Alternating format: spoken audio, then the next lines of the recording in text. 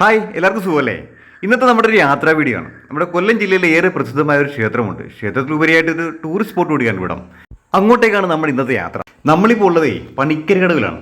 അതായത് കരുനാഗപ്പള്ളിയിൽ നിന്ന് ഏകദേശം 4 കിലോമീറ്റർ തീരദേശത്തേക്ക് പടിഞ്ഞാറോട്ട് യാത്ര ചെയ്ത് കഴിഞ്ഞാൽ നമുക്ക് പണിക്കരകടവിലെത്താം. ഇപ്പോൾ നമ്മൾ പണിക്കരകടവ് പാലത്തിലൂടെയാണ് യാത്ര ചെയ്യുന്നത്. ഇപ്പോൾ ടി എസ് കനാലിന് കുറുകെയാണ് ഈ പണിക്കരകടവ് പാലം സ്ഥിതി ചെയ്യുന്നത്. ഈ പാലം ക്രോസ് ചെയ്ത് നമ്മൾ അപ്പുറത്ത് എത്തിക്കഴിഞ്ഞാൽ കടൽ തീരമായി. ഈ കടൽ തീരത്തിന് സമാന്തരമായ പാതയിലൂടെ കടലും ബീച്ചും കടൽക്കാറ്റും ഒക്കെ ആസ്വദിച്ച് നമ്മൾ നേരെ ചെന്നെത്തുന്നത് പ്രസിദ്ധമായ കാട്ടിൽ മേക്കതിൽ ക്ഷേത്രത്തിലേക്കാണ്. ഇപ്പോൾ നമ്മൾ പണിക്കരകടവ് പാലത്തിൻ്റെ മറുകര എത്തി. ഇവിടെ നമുക്ക് കാട്ടിൽ മേക്കതിൽ ക്ഷേത്രത്തിലേക്കുള്ള സൈൻ ബോർഡ് കാണാം. 3.8 കിലോമീറ്ററാണ് ഇവിടെ നിന്നുള്ള ദൂരം. ആലപ്പുഴ ഭാഗത്തുനിന്ന് തീരദേശം വഴി യാത്ര ചെയ്ത് വരുന്നവരും ഈ ഭാഗത്തൂടെയാണ് കാട്ടിൽ മേക്കതിൽ ക്ഷേത്രത്തിലേക്ക് പോകുന്നത്. മുൻകാലങ്ങളിൽ തീരദേശം വഴി ക്ഷേത്രത്തിലേക്കുള്ള വാഹനയാത്ര ദുഷ്കരമായിരുന്നു. കാൽനടയായിരുന്നു ഏക ആശ്രയം. എന്നാൽ ഇപ്പോൾ നമുക്ക് വാഹനമാർഗം ക്ഷേത്രത്തിലെത്താം. വാഹനമാർഗം ക്ഷേത്രത്തിലെത്താനുള്ള ഏക വഴിയും ഇതുതന്നെയാണ്. പണ്ടാരത്തുരുത്ത് എന്ന ഗ്രാമത്തിലൂടെയാണ് നമ്മളിപ്പോൾ കടന്നു പോകുന്നത്. തൊട്ടടുത്തായിട്ടാണ് ഇവിടുത്തെ പ്രസിദ്ധമായ മൂക്കുമ്പുഴ ക്ഷേത്രം സ്ഥിതി ചെയ്യുന്നത്. ക്ഷേത്രത്തിലേക്ക് വരുന്നവർക്ക് വഴി തെറ്റരുന്ന ഉദ്ദേശത്തോടെ ക്ഷേത്ര ദേവസ്വം നിശ്ചിത ദൂരങ്ങളിൽ സൈൻ ബോർഡുകൾ സ്ഥാപിച്ചിട്ടുണ്ട്. ഇപ്പോൾ വെള്ളനാതുരത്ത് എന്ന ഗ്രാമത്തിലൂടെയാണ് നമ്മൾ കടന്നു പോകുന്നത്.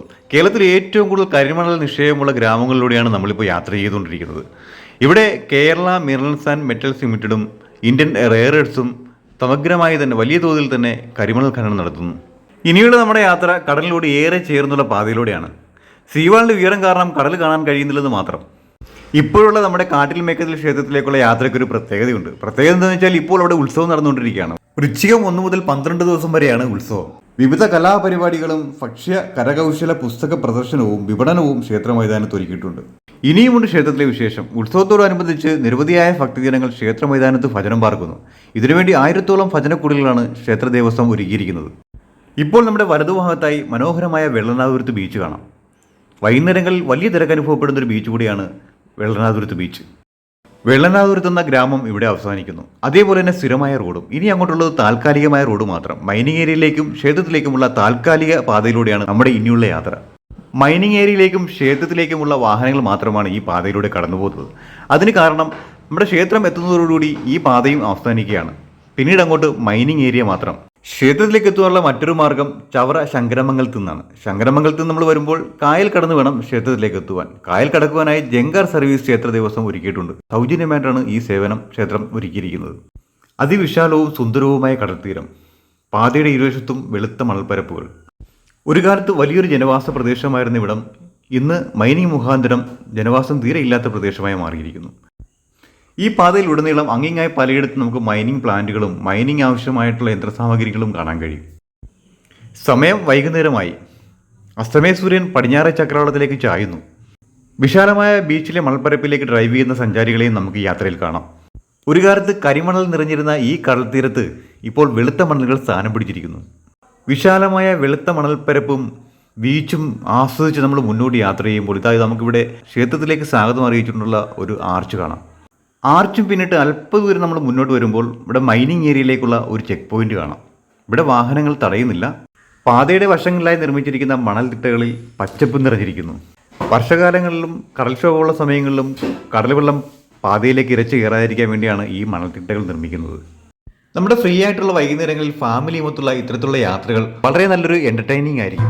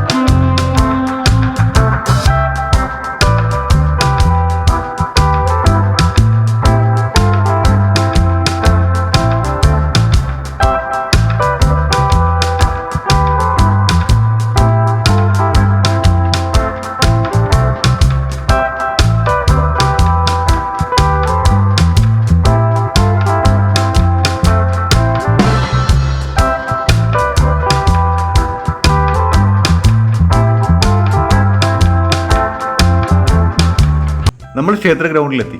വിശാലമായ വാഹന പാർക്കിംഗ് ഇവിടെ കാണാം. പാർക്കിംഗ് തികച്ചും സൗജന്യമാണ്. എത്ര ഭക്തജന തിരക്കുണ്ടായാലും ഉൾക്കൊള്ളാവുന്ന തരത്തിലുള്ള വിസ്തൃതമായ ക്ഷേത്ര പരിസരം.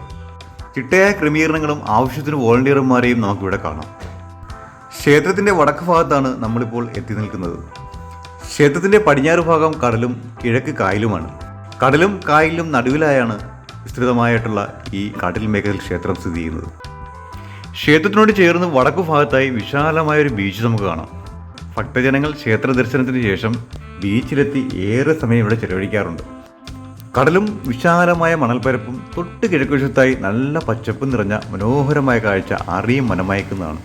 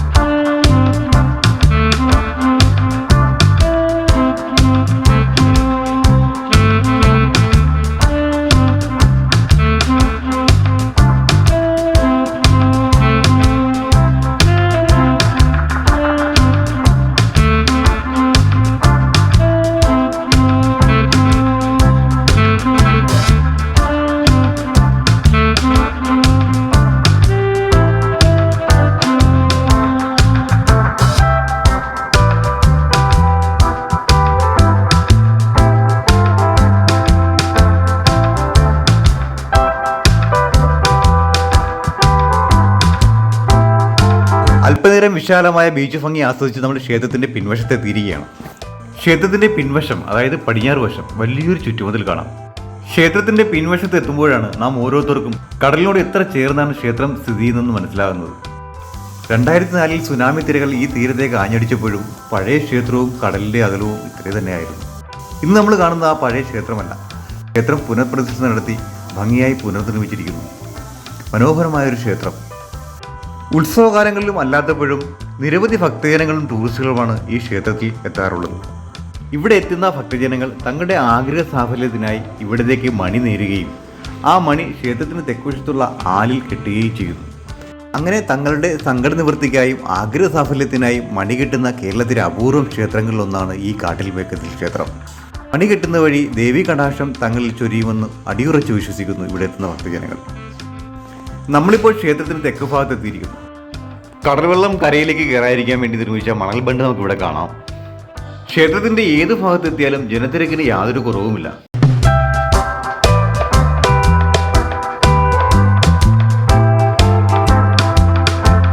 അവിടെ ഒരു മണൽക്കുന്ന് നമുക്ക് കാണാം. അടിമ്പി വള്ളികളും ചെടികളും പടർന്നു കയറിയിരിക്കുന്നു ആ കുന്നിലേക്ക്. നമ്മൾ നേരത്തെ കണ്ട ആ മണൽക്കുന്നിൽ നിന്നുള്ള ദൃശ്യങ്ങളാണ് നമ്മൾ ഈ കാണുന്നത്.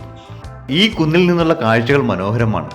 വിശാലമായ കടൽത്തീരവും ക്ഷേത്രത്തിൻ്റെ പിൻഭാഗവും തെക്കുവശവും ക്ഷേത്രവും ക്ഷേത്രത്തിൻ്റെ കൊടിമരവും ഇവിടെ സ്ഥാപിച്ചിട്ടുള്ള ഭക്തജന കുടിലുകളൊക്കെ നമുക്ക് ഒറ്റ ഫ്രെയിമിൽ തന്നെ ഇവിടെ നിന്ന് കാണാൻ കഴിയും.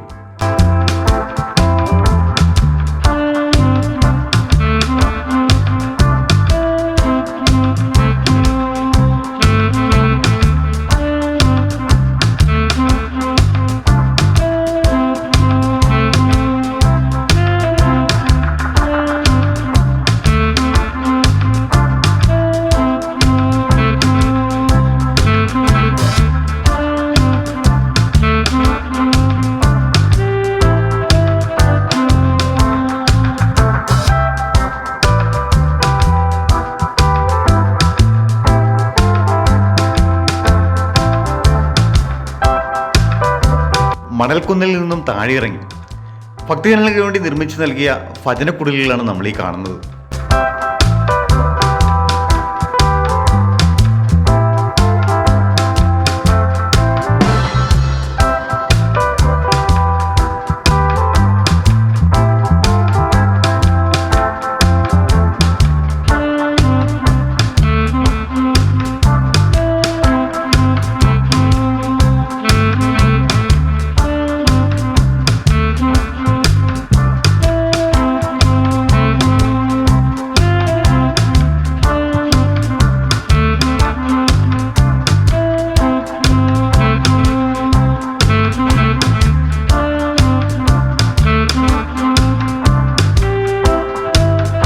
ക്ഷേത്രത്തിന്റെ മുൻവശത്തു നിന്നും കായൽ തീരം വരെയും പാതയുടെ ഇരുവശങ്ങളിലും വ്യാപാര സ്ഥാപനങ്ങൾ നിരന്നു നിൽക്കുന്നു.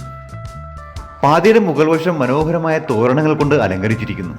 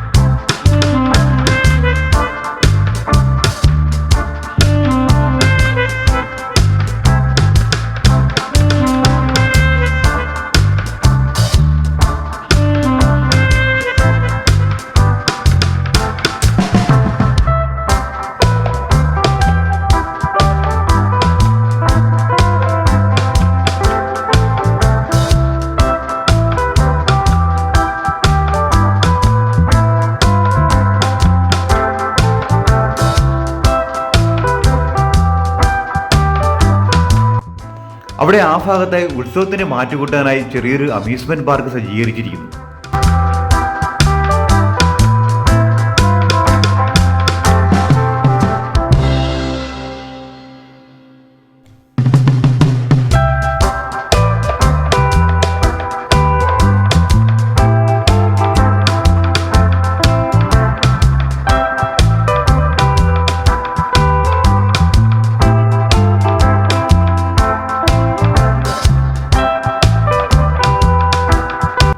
നമ്മൾ കായൽ തീരത്തെത്തി. ഇവിടെ ഭക്തജനങ്ങളെ ഇരുകരയിലും എത്തിക്കുന്ന ഒരു ജങ്കാർ നിർത്തിയിട്ടിരിക്കുന്നത് കാണാം.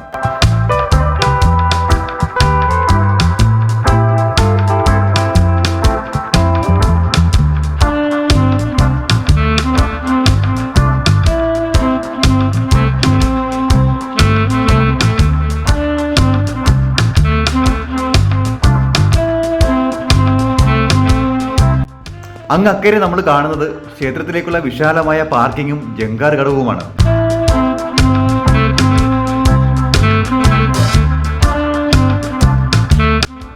ജങ്കാർ ഇറങ്ങി വരുന്ന ഓരോ ഭക്തജനങ്ങളും ആദ്യം കാണുന്നത് ഉത്സവത്തിനു വേണ്ടി നിർമ്മിച്ചിരിക്കുന്ന ആ താൽക്കാലിക ഗോപുരമാണ്. ആ ഗോപുരം വർണ്ണപ്രഭയിൽ നിറഞ്ഞു നിൽക്കുന്നു.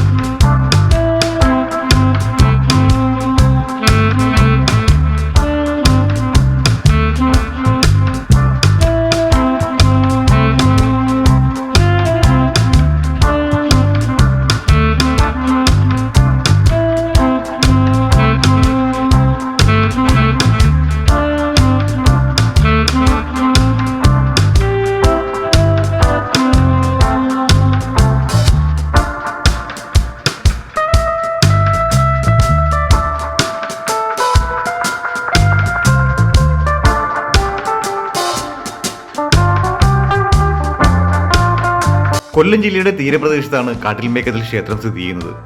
ക്ഷേത്രത്തിലേക്ക് എത്തുവാനായി ജങ്കാർ മാർഗം ചവറ ശങ്കരമംഗലത്തു നിന്നും റോഡ് മാർഗം കരുനാഗപ്പള്ളിയിൽ നിന്നും ക്ഷേത്രത്തിലേക്ക് എത്താം. കരുനാഗപ്പള്ളിയിൽ നിന്നും ക്ഷേത്രത്തിലേക്ക് KSRTC ബസ് സർവീസ് നടത്തുന്നു.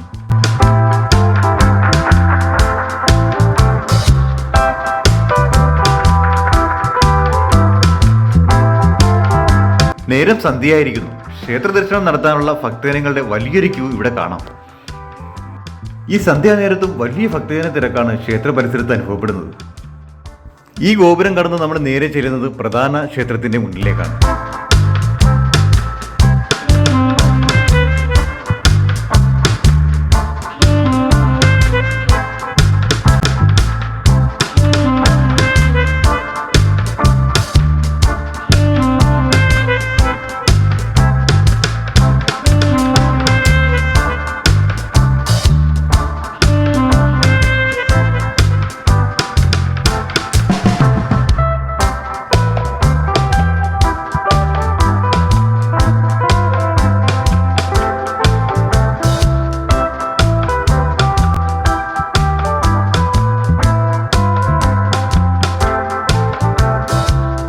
നമ്മൾ നേരത്തെ പറഞ്ഞ മണികെട്ടുന്ന സ്ഥലം ഇവിടെയാണ്.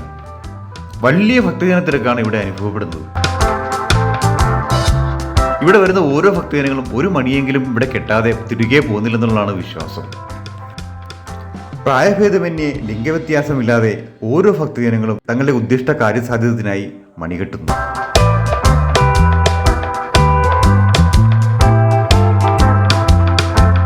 വീഡിയോ എല്ലാവർക്കും ഇഷ്ടപ്പെട്ടെന്ന് കരുതുന്നു. പുതിയൊരു വീഡിയോയുമായി നമുക്ക് വീണ്ടും കാണാം.